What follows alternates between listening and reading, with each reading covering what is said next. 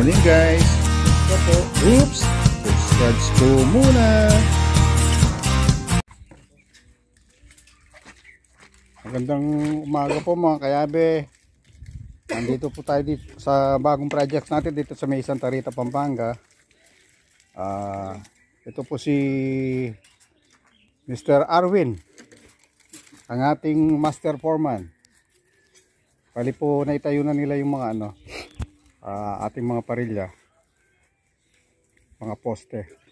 I-beam nakasabay na po. Gumamit po tayo ng 16mm para sa mga poste, combination po ng 12mm at 16mm po sa ginamit natin sa mga footing.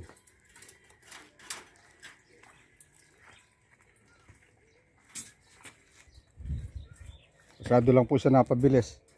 Within 2 weeks po, wala man to sa 2 weeks, naitayo na yung mga poste. Binubuhusan na lang po. Binamagic po niya eh. Ganyan po siya kabilis magpatrabaho. Meron po kaming naitayong 12 poste sa isang 2-story residence. Ito po yung kabuuan ng kanyang parameter o pagtatayo ng bahay. Ang sukat po ng ating mga hinukay is 4 feet by 4 feet na may lalim po na 5 feet. Compacted o matigas po ang lupa dito.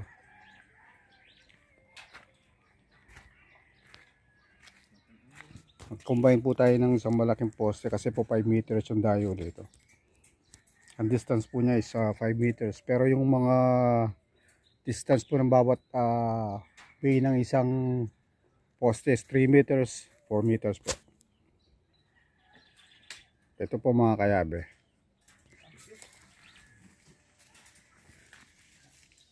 Nakapagbuhos po sila ng footing dito. Bali ang buhos po natin is 1, 2, 3.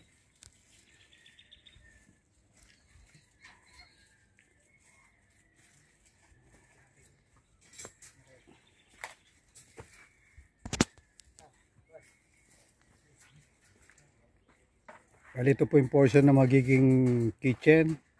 Sa gitna po ay yung toilet. At yung dulong portion po is yung guest room. Hindi naman gagawin to, pre? Ha? Pag natanggal to?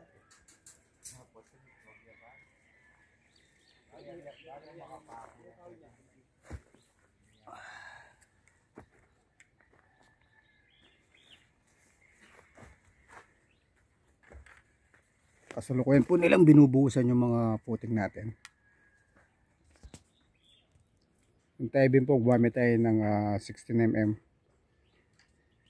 at 10mm na stirrups po.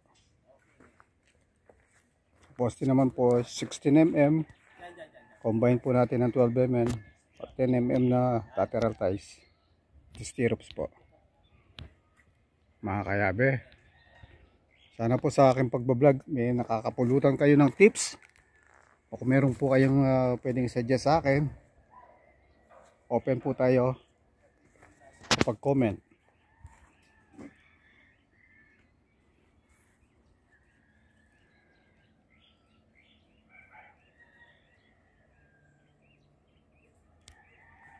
Bali after po nilang mabuhusan yung footing, poporman po nila yung tinatawag nating tie-beam. Ito pong tawag nilang tie-beam is ito po yung magiging support o lock ng kabuuan ng bahay. Ang purpose po nito is kung mayroong paglindol mo papagalaw ng building, hindi basta-basta gagalaw yung mga poste pag collapse o pag crack ng mga poste. Bali nakalinyado po lahat yan.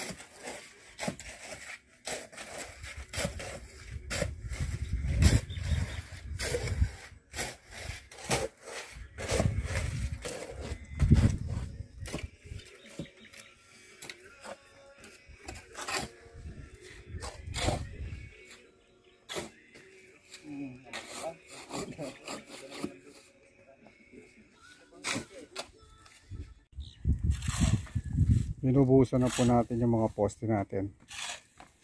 Tinatawag natin puting. Bali ang halo po nila is 1, 2, 3.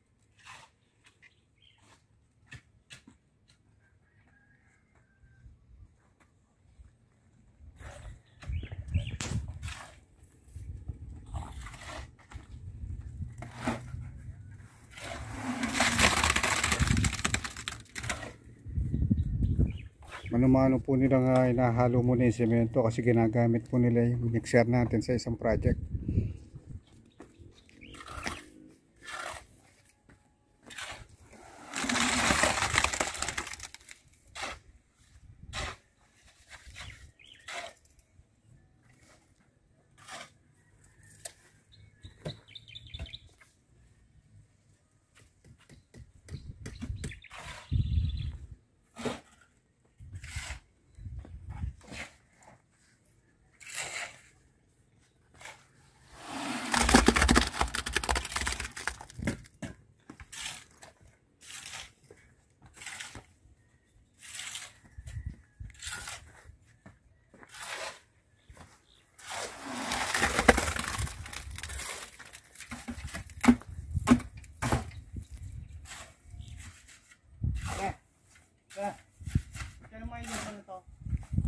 Okay guys, magandang umaga po uli.